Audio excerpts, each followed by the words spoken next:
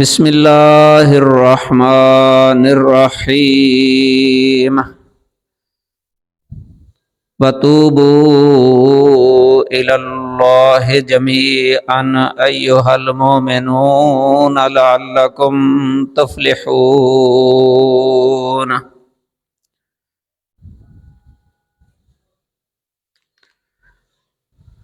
اور توبہ کرو اللہ تعالیٰ سے سب اے ایمان والو، تاکہ تم فلاح پا جاؤ۔ یہ سورۃ النور کی 31 نمبر آیت کریمہ کا حصہ ہے، یہ آخری جز۔ اس میں اللہ وحدہ لا شریک نے تمام اہل ایمان کو حکم دیا ہے کہ وہ اللہ تعالی سے توبہ کیا کریں، توبہ کرتے رہا کریں،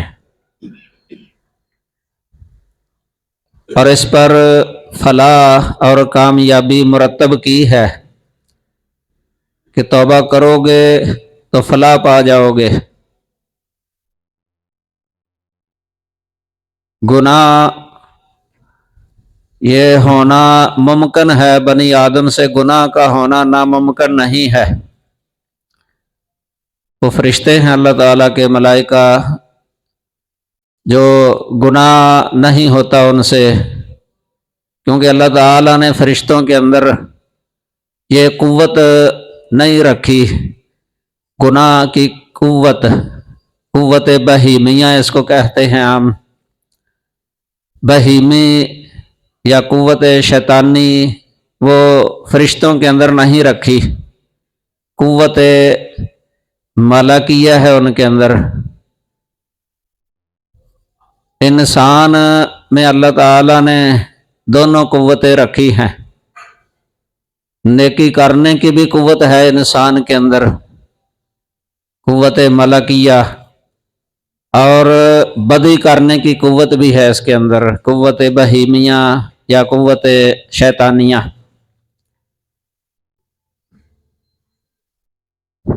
اب انسان اپنے اختیار کے ساتھ وہ نیکی بھی کر لیتا ہے اور گناہ بھی کر لیتا ہے۔ اِنَّا هَدَيْنَاهُ السَّبِيلَ اِمَّا شَاكِرًا وَإِمَّا كَفُورًا۔ اللہ تعالیٰ نے فرمایا کہ بے شک ہم نے انسان کو راستہ دکھا دیا ہے، یا تو یہ شکر گزار بن جائے، نیک بن جائے کہ نیکی کا راستہ اس کو دکھایا ہے، اور یا یہ کفور بن جائے، ناشکرا کہ بدی کا راستہ بھی اس کو دکھایا ہے۔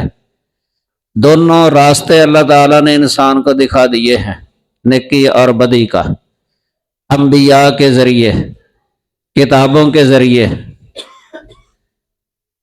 اور اسے عقل بھی عطا فرمائی ہے اللہ تعالیٰ نے نیکی اور بدی کے درمیان امتیاز کرنے کے لیے، کہ جس کے ذریعے یہ نیکی اور بدی کے درمیان امتیاز کر سکے۔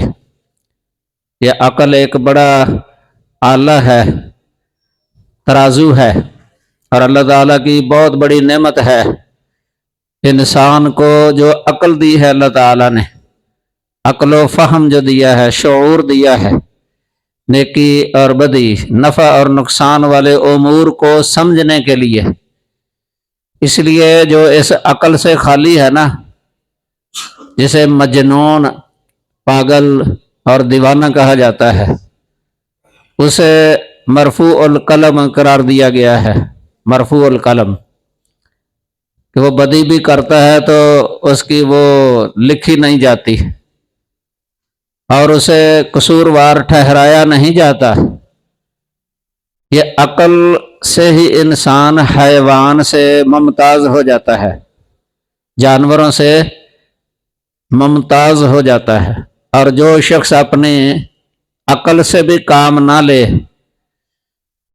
دین اس کے سامنے رکھا گیا، نیکی اس کے سامنے رکھی گئی ہے، لیکن اس نے اعراض کیا، قبول نہیں کی، تو ایسے شخص کو جانوروں کے ساتھ تشبیہ دی جاتی ہے۔ اولئک کالانعام، یہ لوگ جانوروں کی طرح ہیں، بل ہم اضل، بلکہ جانوروں سے بھی زیادہ وہ بٹکے ہوئے ہیں راہ راست سے، جو اپنی عقل سے بھی کام نہیں لیتے۔ یہ عقل، بصیرت، سمجھ،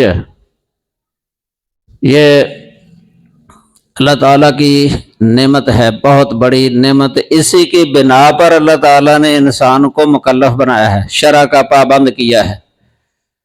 اس لیے جانوروں کو اللہ تعالیٰ نے، حیوانات کو اللہ تعالیٰ نے شریعت کا پابند نہیں کیا، انسان کو بنایا ہے۔ اب انسان اگر گناہ بھی کر لیتا ہے نا، اس کی پھر آگے دو قسمیں بن جاتی ہیں۔ ایک تو وہ ہوتے ہیں جن سے جب گناہ ہو گیا تو وہ نادم ہوتے ہیں، پشیمان، پریشان ہو جاتے ہیں، اور وہ اس کی تلافی چاہتے ہیں کہ یہ ہمارے گناہ کی تلافی ہو جائے، کہ اللہ تعالی ہمیں پکڑ نہ لے۔ ڈر رہتا ہے دل کے اندر، خوف زدہ ہو جاتے ہیں۔ گناہ کے بعد ان کی یہ کیفیت ہوتی ہے کہ اللہ تعالی پکڑ نہ لے، آخرت کے اندر اللہ پکڑ نہ لے، پوچھ نہ لے، تو وہ ایسا شخص لازمی وہ سوچے گا کہ کہیں اللہ ناراض نہ ہو چکا ہو، اللہ غضبناک نہ ہو چکا ہو، میں اللہ کے عذاب میں مبتلا نہ ہو جاؤں۔ یہ ڈر جب پیدا ہو جاتا ہے انسان کے اندر، اس وقت فوراً وہ گناہ سے رک جاتا ہے اور توبہ کرتا ہے اللہ تعالیٰ سے، استغفار کرتا ہے اللہ تعالیٰ سے۔ ایسا شخص اللہ تعالیٰ کے نزدیک وہ مرضی ہے، یعنی پسندیدہ ہے۔ اللہ تعالیٰ نے قرآن مجید کے اندر متقیوں کا بھی ذکر کیا ہے، سارعوا الی مغفرۃ من ربکم وجنہ، اے لوگو اپنے رب کی بخشش کی طرف جلدی جلدی آ جاؤ۔ بخشش کی طرف جلدی آنے سے مراد مفسرین نے لکھا ہے کہ مغفرت کے جو اسباب ہیں نا، ان کی طرف جلدی آ جاؤ، ان کو اختیار کر لو، وہ کام یعنی کرو جو بخشش کا سبب بن جاتے ہیں۔ اللہ کی بخشش کا، مغفرت کا جو سبب بن جاتے ہیں نا، دخول جنت کے جو اسباب ہیں، اللہ کے عذاب سے بچنے کے جو اسباب ہیں، وہ اختیار کرنا، یہ مراد ہے۔ وجنت، اور جنت کی طرف جلدی جلدی آ جاؤ، جلدی کرو جنت کے حصول کی طرف، کہ جنت تمہیں حاصل ہو جائے۔ ارضها السماوات والارض، جس کی چوڑائی آسمانوں اور زمین ہے، اس کی چوڑائی آسمانوں اور زمین کے برابر ہے، جنت کی چوڑائی۔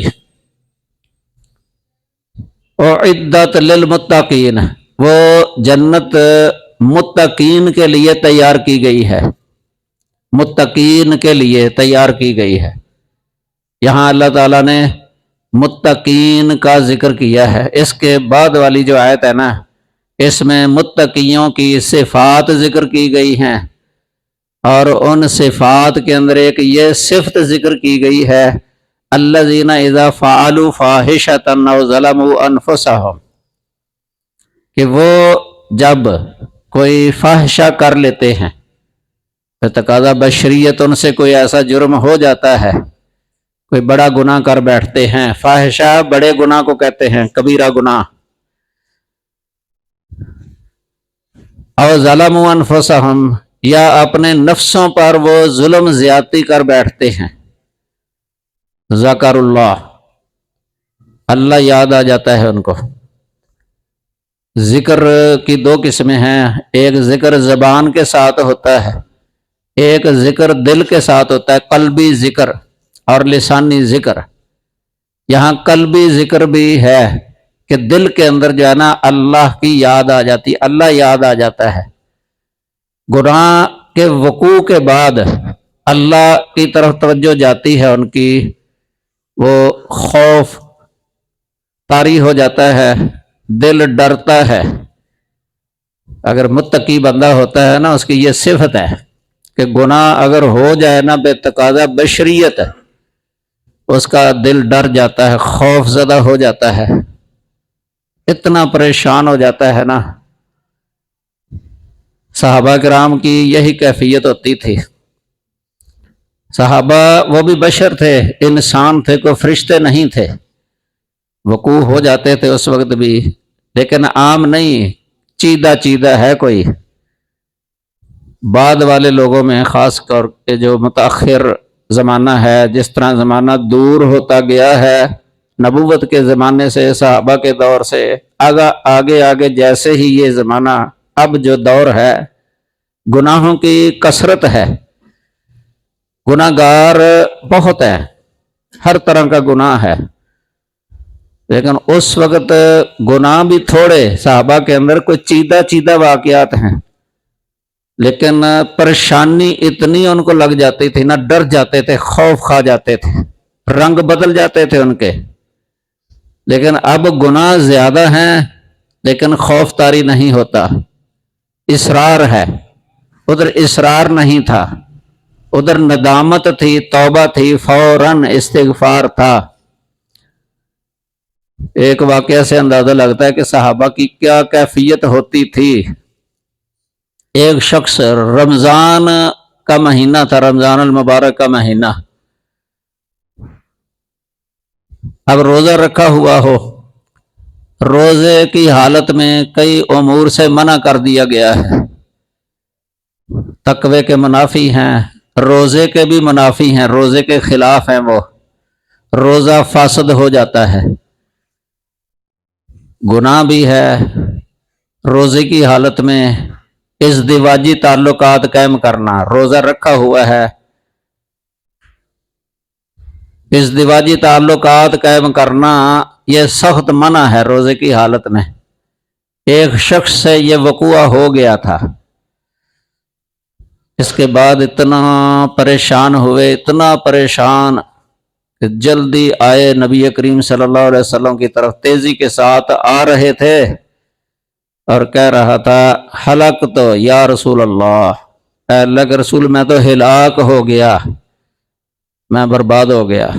احترق تو بلکہ لفظ بولا کہ مجھے تو آگ لگ گئی، یعنی اتنا بڑا نقصان انہوں نے سمجھا ہے کہ یہ جو وقوع مجھ سے ہو گیا ہے نا، کہ جس طرح بدن کو آگ ہی لگ گئی ہو، آگ لگ گئی ہو، ہلاکت، بربادی۔ نبی کریم صلی اللہ علیہ وسلم نے اس سے کہا، فرمایا، ما اہلکا کا، ما احرقا کا، کیا ہوا ہے تجھے، کس نے ہلاک کیا، کس نے جلایا، کیا ہو گیا؟ عرض کی، وقات امراتی فی نہار رمضان، کہ رمضان کے دن کے وقت روزہ رکھا تھا، فرضی روزہ، تو مجھ سے یہ غلطی ہو گئی ہے، بیوی کے قریب چلا گیا ہوں۔ آپ صلی اللہ علیہ وسلم نے کفارے کا کہا، حل تستطیع ان توتیکا رقابہ، کہ کوئی گردن آزاد کرنے کی استطاعت ہے، کفارہ غلام یا لونڈی کوئی آزاد کر دے تو۔ عرض کی، اللہ کے رسول مجھ میں یہ استطاعت نہیں ہے، میں غریب فقیر ہوں۔ پھر پوچھا کہ کیا تو اس کی طاقت رکھتا ہے کہ 2 مہینے کے مسلسل روزے رکھے، ناغہ نہیں کرنا؟ اس نے کہا کہ اللہ کے رسول یہ مجھ میں طاقت نہیں ہے۔ مطلب یہ تھا کہ نہ مالی طاقت ہے نہ جسمانی طاقت ہے میرے اندر۔ آپ نے پھر کہا کہ کیا تجھ میں یہ طاقت ہے کہ تو 60 مسکینوں کو کھانا کھلائے؟ اس نے کہا کہ اس کی بھی مجھ میں طاقت نہیں ہے۔ اسی وقت ایک شخص جو ہے نا کھجوروں کا ٹوکرا لے کے آیا ہے، نبی صلی اللہ علیہ وسلم کی خدمت میں پیش کیا، उस टोकरे के अंदर उतनी ही खजूरें थीं जो 60 मिस्कीनों को पूरी आ सकती थी। आप सल्लल्लाहु अलैहि वसल्लम ने वो उसे दे दी, कहा कि इसको तू फुकरा में तकसीम कर दे, खिला दे उनको, मसाकीन को खिला दे। उसने फिर कहा कि अल्लाह के रसूल, जिस इलाके पे, जिस जगह में मैं रहता हूं ना, हर्रा तईन, मदीने के दो पथरीली ज़मीनें, मशरकी और मगरबी, इनके दरमियान मुझसे ज़्यादा फ़कीर कोई नहीं है। मेरी ये हालत है कि मैं सबसे ज़्यादा फ़क्र वाला हूँ। आपने फरमाया कि चल तू फिर अपने अहलो अयाल को खिला दे। ये सही बुखारी और मुस्लिम और दीगर किताबों में हदीस है, आम मशहूर है। तो इससे इतना तो पता चलता है ना कि गलती के बाद सहाबी की कैफियत क्या हो गई थी। इतना नुकसान समझा उन्होंने इस गलती का, इस गुनाह का, इतना नुकसान कि जिस तरह इंसान के बदन को आग लग जाए। आज बड़े बड़े गुनाह हो जाते हैं, लेकिन टस से मस नहीं होता गुनाहगार, आज का गुनाहगार। जैसे कहते हैं ना कि सर पर जूं भी नहीं रेंगी, जूं भी नहीं रेंगती सर पर, ऐसे गुनाह को मामूली समझते हैं। सही बुखारी के अंदर किताबुर रिकाक के अंदर है, अब्दुल्लाह बिन मसूद रजी अल्लाह ताला अन्हु फरमाते हैं कि मोमिन जो है ना, जब इससे कोई गुनाह हो जाता है, मोमिन से जब कोई गुनाह हो जाता है, वो अपने आप को ऐसे समझता है जिस तरह पहाड़ के दामन में बैठा हो और ऊपर को देखता है, खौफ ज़दा होता है, डर रहा होता है कि कहीं ये पहाड़ मुझ पर गिर ना जाए। गुनाह को वैसे समझता है मोमिन, इतना डर और खौफ दिल के अंदर रखता है अल्लाह ताला का, अगर गुनाह हो जाए मुत्तकी से। और मुनाफिक के बारे में उन्होंने फरमाया कि मुनाफिक जो है ना, कोई बड़ा गुनाह भी कर लेता है ना, बड़े से बड़ा गुनाह भी मुनाफिक कर लेता है, लेकिन मामूली समझता है, ऐसे समझता है जिस तरह नाक पे मक्खी बैठी हो तो उसने उड़ा दी है, नाक से मक्खी उड़ा दी है, ऐसे वो गुनाह को समझता है मुनाफिक बंदा। मुत्तकी और मुनाफिक का ये फर्क है। सहाबा कराम सब ही मुत्तकी थे, परहेजगार थे।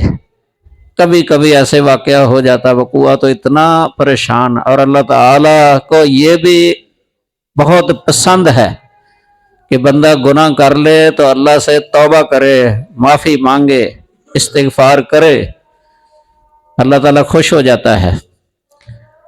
अल्लाह ने उनको माफ़ कर दिया, रज़ी अल्लाह अन्हुम व रज़ू अन्हु, ज़ालिका लिमन खशिया रब्बा। अल्लाह ने सहाबा को माफ़ कर दिया, सहाबा की गलतियां माफ़ कर दी, बल्कि माफ़ी के बाद अल्लाह राज़ी भी हो गया, उन पर राज़ी हो गया अल्लाह ताला। पहला ग्रोह है ये पाकबाज नबी करीम सल्लल्लाहु अलैहि वसल्लम के जो साथी थे, सहाबा कराम उम्मत मुहम्मदिया के, जिन्हें नबी करीम सल्लल्लाहु अलैहि वसल्लम ने फरमाया खैरुन्नास उम्मती, खैरुन्नास करनी या खैर उम्मती करनी अल्लज़ी अना फीहिम, कि मेरी उम्मत में सबसे बेहतर वो जमात है जिस जमात के अंदर मैं हूँ। अब ज़ाहिर है कि जिस जमात के अंदर रसूलुल्लाह सल्लल्लाहु अलैहि वसल्लम मौजूद थे ना, वो सहाबा किराम की जमात है ना, ये आपकी सारी उम्मत से अफजल हैं, अफजल है। सहाबी के दर्जे को कोई पा नहीं सकता। उनसे भी कोई लग़ज़श हो जाती थी, माफ़ी मांगते थे अल्लाह ताला से, अल्लाह माफ़ कर देता था। अल्लाह माफ़ करने वाला है। आप सहाबा के दौर में ही यह आयत करीमा नाज़िल हुई है ना, तूबू इलल्लाहि जमीअन अय्युहल मोमिनून लअल्लकुम तुफलिहून। इससे पहले ग़ज़वे बसर का मसला आया है, इस आयत करीमा से पहले। ग़ज़वे बसर, इसका माना है अपनी निगाह को नीची रखना, नीची रखना।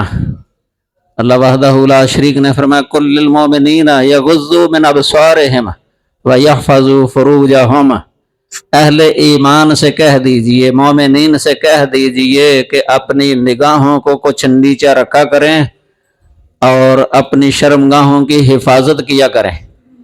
اس میں بھی اگر کوتاہی ہو جائے، بندہ جا رہا ہے بازار کے اندر، گلیوں بازاروں میں کوئی عورت سامنے آ جاتی ہے، خوبصورت عورت نظر پڑ جاتی ہے، اس کے بعد بھی نادم ہو جائے، بندہ پشیمان ہو جائے کہ میری نظر پڑ گئی ہے، استغفر اللہ کرے، توبہ کرے اللہ تعالیٰ سے۔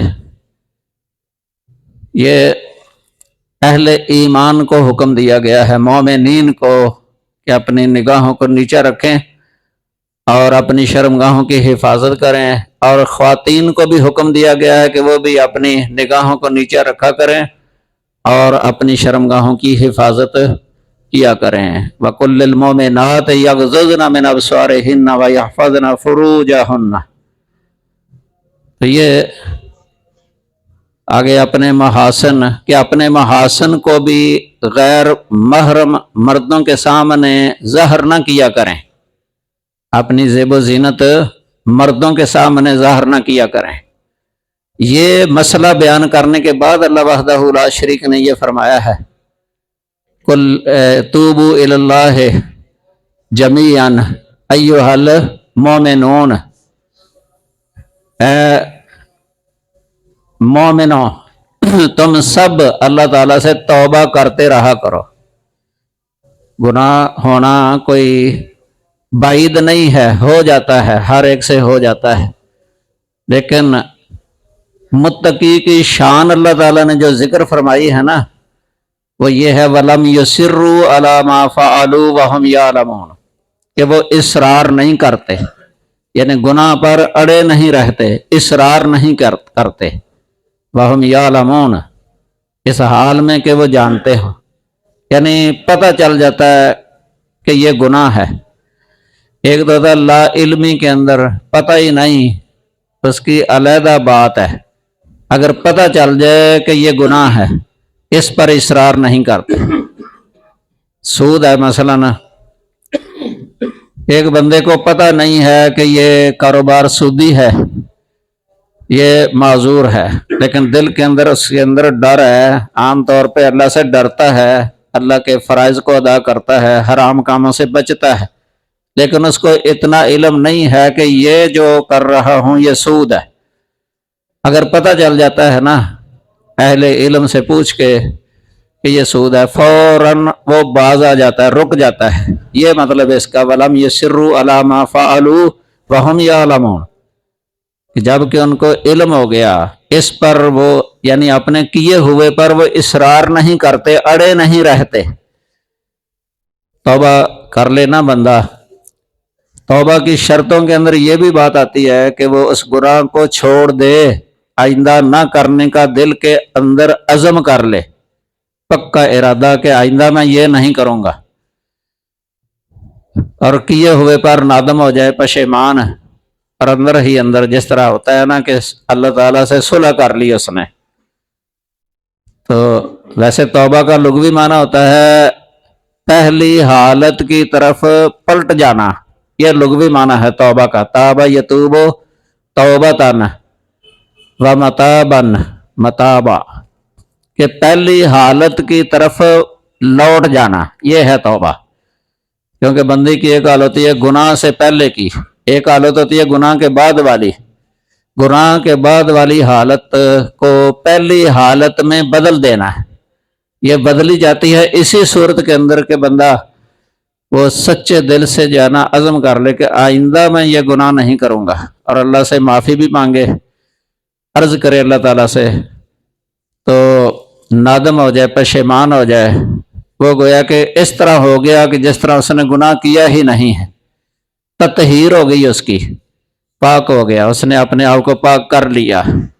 قد افلح من زکاہا، تحقیق کامیاب ہو گیا وہ بندہ جس نے اپنے نفس کا تزکیہ کر لیا، اپنے نفس کو پاک صاف کر لیا۔ یہ تطہیر جو ہے نا، یہ گناہوں سے پاک صاف کرنا، اپنے دل کو، اپنے نفس کو گناہوں سے پاک صاف کر لینا، یہ ہے تزکیہ۔ تو تزکیہ، قد افلح من تزکا، تحقیق کامیاب ہو گیا وہ جس کا تزکیہ ہو گیا۔ قد افلح من زکاہا، تحقیق کامیاب ہو گیا وہ بندہ جس نے اپنے نفس کو پاک صاف کر لیا۔ تزکیہ نفس جو ہے نا، یہ قرآن کے اندر ایک مضمون ہے، تزکیہ نفس، اس کی بہت ضرورت ہے ہمیں۔ اللہ تعالی ہمارے گناہوں کو معاف فرما دے۔ اب ابھی رمضان المبارک آنے والا ہے، یہ شعبان کا مہینہ جا رہا ہے، اسی میں ہم عزم کر لیں، پکا ارادہ کہ ہم نے روزہ رکھنا ہے انشاءاللہ، فرضی روزہ، اور رمضان کی قدر کرنی ہے، رمضان کا حق ادا کرنا ہے، اور پہلے سے ہم ماضی کی توبہ کر لیں، استغفار کریں، اللہ سے توفیق مانگیں کہ اللہ ہمیں روزہ رکھنے کی توفیق عطا فرمائے، اور اس کے قیام کی بھی توفیق دے، اور اس کے حقوق جو ہیں، واجبی حقوق یا استحبابی حقوق یا واجبی آداب اور استحبابی آداب، وہ اپنانے کی توفیق عطا فرمائے۔ تو رمضان آنے سے پہلے پہلے ہم اللہ تعالیٰ سے استغفار، توبہ اپنے گناہوں کی، کہ ہمارے دلوں کو اللہ تعالیٰ پاک فرما دے۔ اللہم آت نفسی تقواہا وزکھا فإنک خیر من زکاہا، یہ دعا ہے کہ اللہ میرے نفس کو اس کا تقوی عطا فرما دے، میرے دل کو تقوی، میرے نفس کو تقوی عطا فرما دے، وزکھا، اور اس کا تزکیہ کر دے، اس کو پاک صاف کر دے، فإنک خیر من زکاہا، کیونکہ تو بہتر ہے، سب سے بہتر ہے اس کو پاک کرنے والا۔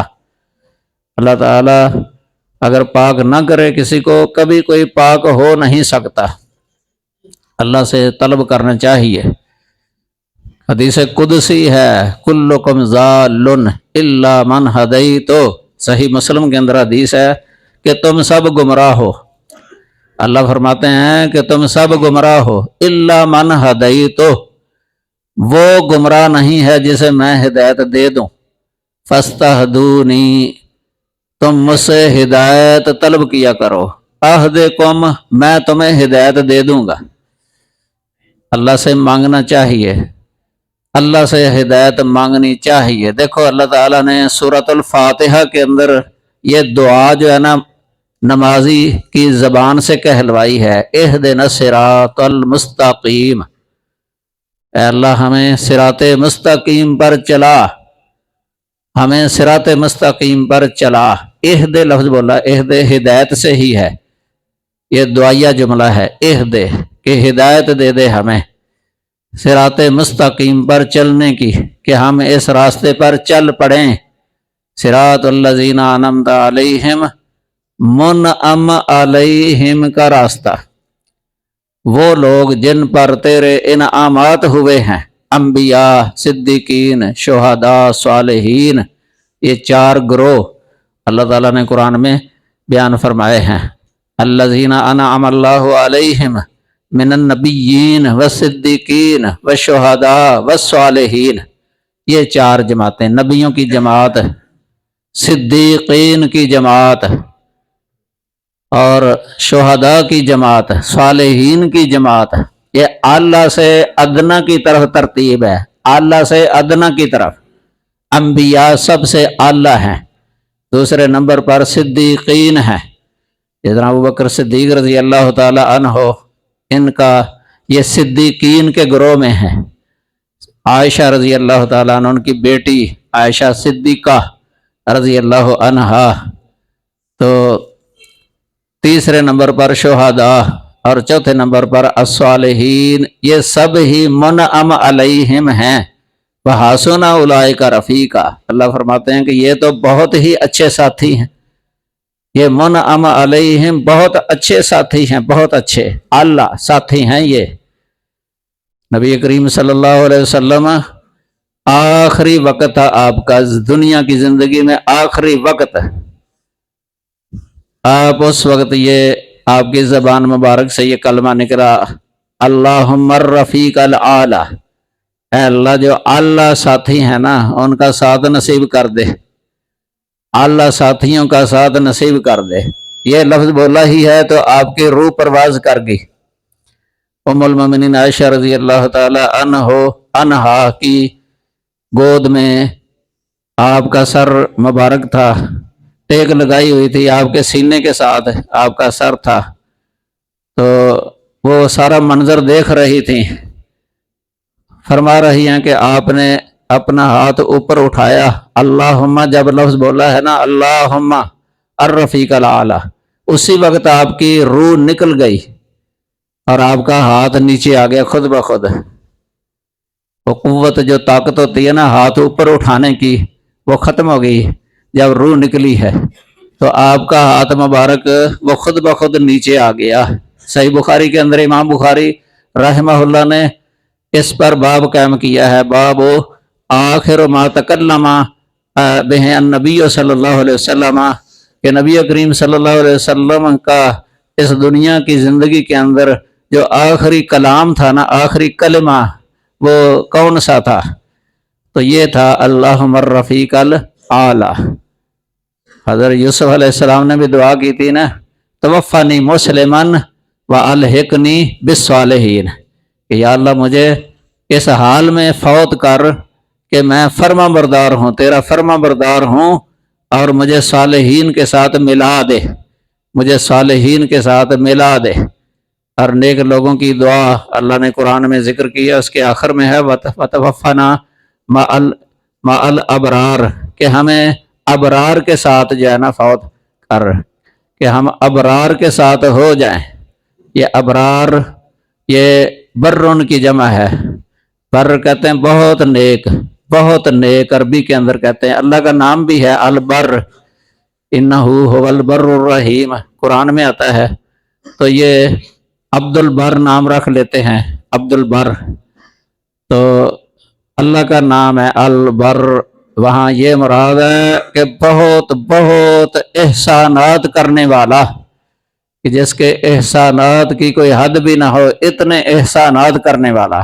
اللہ پر جب لفظ بولا جائے تو یہ معنی مراد ہے، اور اگر انسان پر بولا جائے نا البر تو نیک مراد ہوتا ہے، کہ بہت نیک، بہت نیکیاں کرنے والا۔ اور بر کا معنی نیکی ہوتا ہے، لیس البر قرآن میں آتا بر، نیکی۔ تو یہ حرص ہونی چاہیے دل کے اندر نیکی کی۔ آگے رمضان جو آ رہا ہے اس کے لیے اللہ تعالی ہمیں اس کو صحیح معنوں میں اس کا حق ادا کرنے اور اس کی قدر کرنے کی توفیق عطا فرمائے۔ دل کے اندر عزم رکھیں ہم کہ روزے فرضی ہم نے رکھنے ہیں، کوئی نماز چھوڑنی نہیں ہے۔ ماضی کے اندر کوئی ایسے ہو گیا ہو تو اس کی سچے دل سے معافی مانگ لینا اور نادم ہونا، اور آئندہ جو ہے نا صحیح بن کے رہے بندہ، اسی میں خیر ہے۔ اللہ تعالی ہمیں کتاب و سنت کے مطابق عقیدہ رکھنے اور عمل کرنے کی توفیق عطا فرمائے۔ وآخر دعوانا الحمد للہ رب العالمین۔